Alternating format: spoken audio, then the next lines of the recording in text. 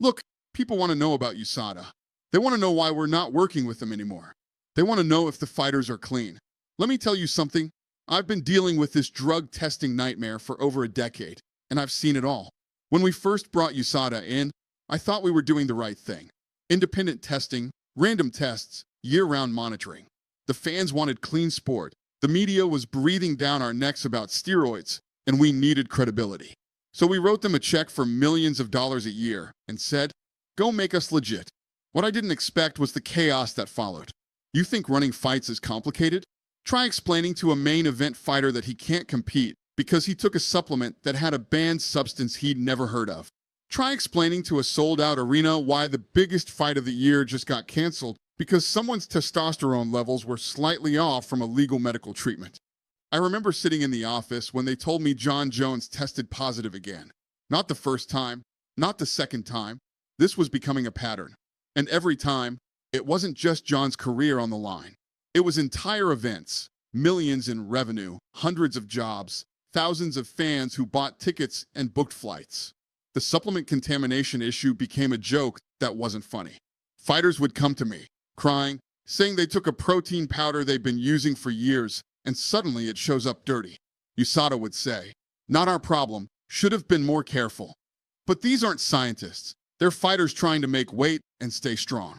The trust between fighters and the organization started breaking down. Guys who had been with us for years were looking at me like I was the enemy because I was the one enforcing USADA's decisions.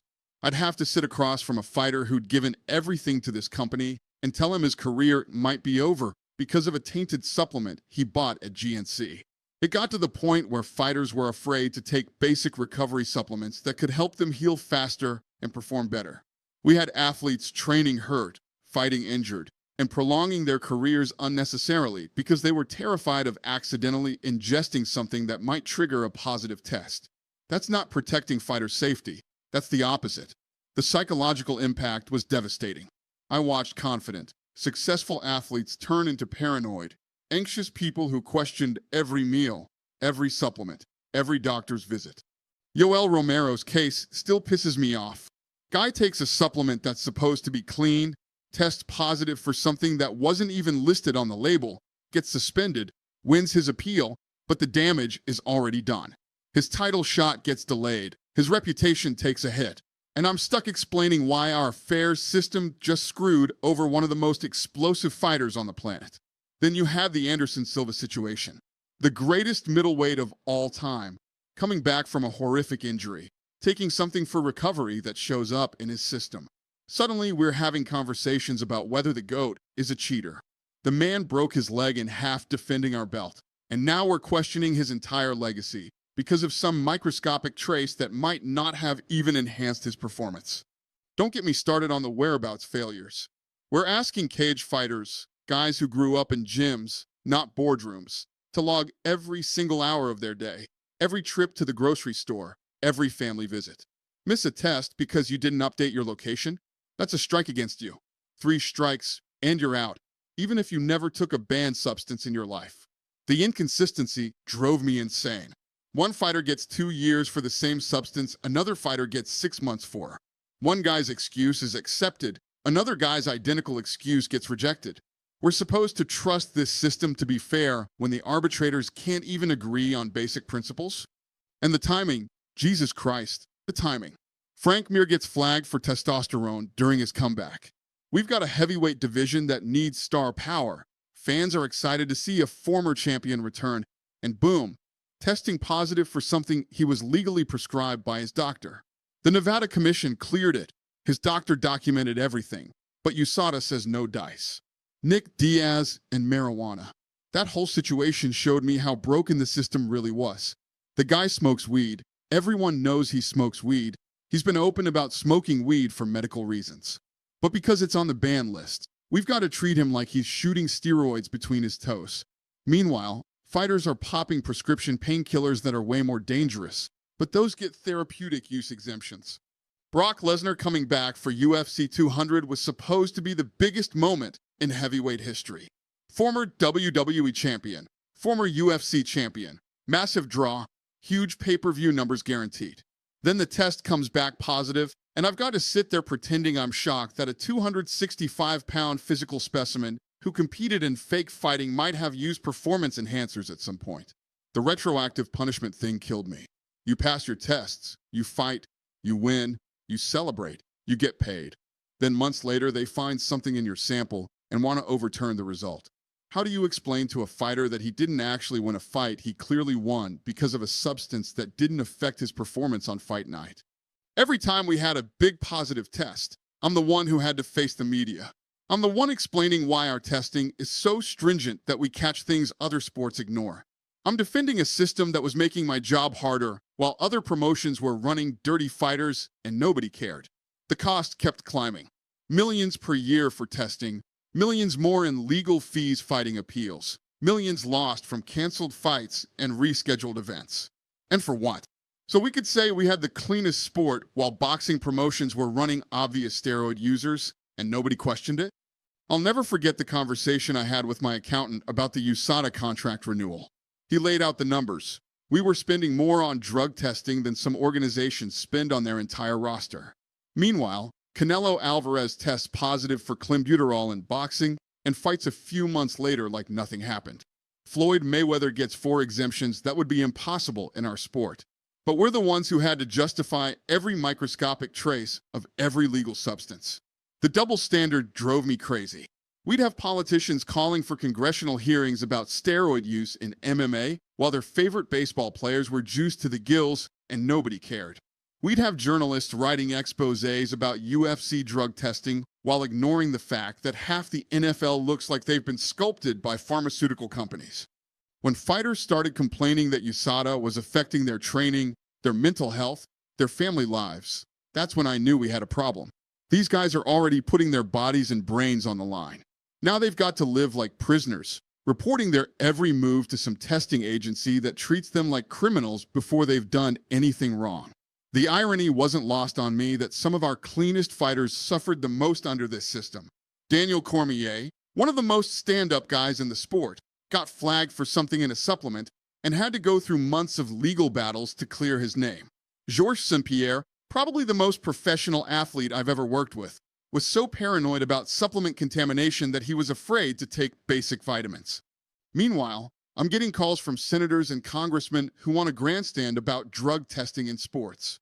They'd show up to hearings with prepared statements about the integrity of competition while their states were handing out medical marijuana cards like candy, and their local baseball teams were hitting home run records that defied physics. The international expansion made everything worse. We'd go to London, and UK anti-doping would want their own tests. We'd go to Brazil, and their commission would have different standards. We'd stage fights in Abu Dhabi, and suddenly we're dealing with 3 different sets of rules for the same event. USADA was supposed to simplify this, but instead we had fighters getting tested by 4 different agencies for the same fight. The biological passport system sounded good in theory. Track each fighter's baseline levels, catch the subtle changes that indicate doping. But in practice, it meant we were monitoring hormone levels that fluctuate naturally based on training, diet, sleep, stress, age, and a dozen other factors. Suddenly, we're asking fighters to maintain perfectly consistent body chemistry while preparing for the most physically demanding sport in the world. And the leaks, information about pending tests, ongoing investigations, potential violations would somehow find their way to reporters before the fighter or I even knew what was happening. Fighters would get a call from a journalist asking about a positive test they hadn't been notified about yet. How do you maintain any credibility when your testing agency can't keep confidential information confidential? The relationship between USADA and the Nevada Athletic Commission became a nightmare. Nevada would clear a fighter medically and therapeutically. Then USADA would override their decision. Who's in charge here? The state commission that's been regulating combat sports for decades, or an independent contractor we hired to do drug tests? I remember sitting in a room with Nevada commissioners, USADA officials, and UFC lawyers trying to figure out why 3 different entities all had different interpretations of the same test result. The fighters sitting there like a ping pong ball, getting bounced between bureaucrats who can't agree on basic facts. The worst part was watching fighters change their entire lives around USADA requirements. Guys would move to different cities to be closer to testing facilities. They'd skip family vacations because they were afraid of missing random tests.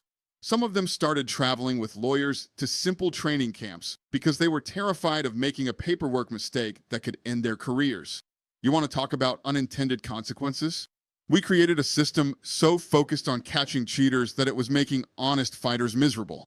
Clean athletes were spending more time dealing with compliance issues than dirty athletes were spending trying to beat the tests. The final straw was the bureaucracy. Everything took forever. Results that should take days took weeks. Appeals that should take weeks took months. Meanwhile, fighters are sitting on the sidelines, losing money, losing momentum, losing opportunities because some lab technician in Salt Lake City is backed up with samples. I'll tell you what really broke my patience. We had fighters who were cleared to compete by every medical professional they'd seen, but USADA would flag them for having slightly elevated testosterone because they were naturally gifted athletes. We're punishing guys for having better genetics than average. That's not catching cheaters, that's punishing excellence. The media coverage made everything worse. Every time there was a positive test, I'd get reporters calling me asking if the UFC had a drug problem. Meanwhile, these same reporters would write glowing profiles of NFL players who gained 40 pounds of muscle in an off-season, or baseball players whose head size mysteriously increased after age 30. But our guy takes a contaminated multivitamin, and suddenly we're running a dirty organization. Now we're doing our own thing. We've got testing, we've got protocols, we've got standards. But we're not going to destroy careers over trace amounts of substances that don't enhance performance. We're not going to punish fighters for being human beings who make honest mistakes with supplements or medications. Building our new testing program wasn't easy. I had to hire medical experts, legal advisors, and compliance specialists who understood both the science of drug testing and the reality of professional athletics. We studied how other major sports handled similar challenges and borrowed the best practices while avoiding the bureaucratic nightmares. The key was finding testing partners who saw fighters as athletes to be protected, not suspects to be caught. We wanted rigorous standards without the paranoia and impossible requirements that made fighters' lives miserable. My staff was relieved when we made the transition. They were tired of spending half their time dealing with USADA-related crises instead of focusing on putting together great fights. Our legal team was burned out from constantly fighting appeals and arbitrations that seemed designed to drag on forever. People ask me if I think the sport is cleaner now or if it was cleaner with USADA. Here's the truth. I think USADA caught a lot of cheaters, but they also destroyed a lot of innocent people along the way. They created a system so strict that it was impossible to navigate perfectly, then punished everyone who made mistakes as if they were intentional cheaters. The decision to move away from USADA wasn't made lightly. I spent months talking to fighters, coaches, doctors, lawyers, and commission officials. The overwhelming message was clear. The system had become more about generating violations than protecting clean competition. What really convinced me was talking to veteran fighters who were considering retirement, not because their bodies were breaking down, but because they couldn't handle the stress of the testing protocol anymore. When your anti-doping program is driving clean athletes out of the sport, you've lost the plot completely. The business reality was undeniable too. We were hemorrhaging money on canceled fights, legal battles, and PR disasters. Insurance companies were raising our rates because of the unpredictability. Broadcast partners were getting nervous about programming fights that might get pulled at the last minute. The fighters seem happier. They're not walking around paranoid about every supplement, every medication, every missed phone call from a testing agency. They can focus on training and fighting instead of paperwork and legal battles. But the critics will always say we went backwards. They'll say we're not serious about clean sport anymore. They'll point to every knockout, every exceptional performance, every physical transformation as evidence that we're letting cheaters compete. Here's what they don't understand. Other major sports figured out how to handle drug testing without destroying their product. The NFL has had a drug policy for decades, but they don't cancel the Super Bowl because a linebacker's creatine supplement was contaminated. MLB survived the steroid era and found ways to test effectively without paralyzing their sport. The NBA tests for recreational drugs and performance enhancers, but they don't make players update their location every hour of every day. We were holding ourselves to a standard that literally no other sport in the world was meeting. Olympic sports get more doping scandals per capita than we ever had, But somehow we were the ones who needed to prove our credibility every single day. The new system isn't about giving up on clean sport. It's about finding sustainable ways to maintain integrity without losing our minds. We're still testing, we're still catching violators, we're still suspending fighters who cross the line. But we're not ruining lives over technicalities and paperwork errors anymore. What I learned from the USADA era is that good intentions aren't enough. You can have the most sophisticated testing program in the world, but if it's destroying more careers than it's protecting, you've lost sight of why you started testing in the first place. What they don't understand is that there's a difference between being serious about clean sport and being obsessed with catching violations regardless of context or common sense. USADA was great at generating positive tests, but terrible at determining whether those positive tests actually mattered. So here we are. New system, new approach, new challenges. The testing continues, but the hysteria is over. Fighters can be fighters again instead of full-time compliance officers. Is it perfect? No, but neither was what we had before. At least now when someone gets caught, it's because they actually did something wrong, not because they forgot to update their address or trusted the wrong supplement company. That's the reality of where we are today, trying to balance clean competition with basic fairness, trying to catch real cheaters without destroying innocent careers, trying to maintain integrity without losing our minds over every microscopic violation. And honestly, I sleep better at night knowing that our fighters are being judged by their performance in the cage, not by their ability to navigate an impossible bureaucratic maze designed by people who've never thrown a punch in their lives.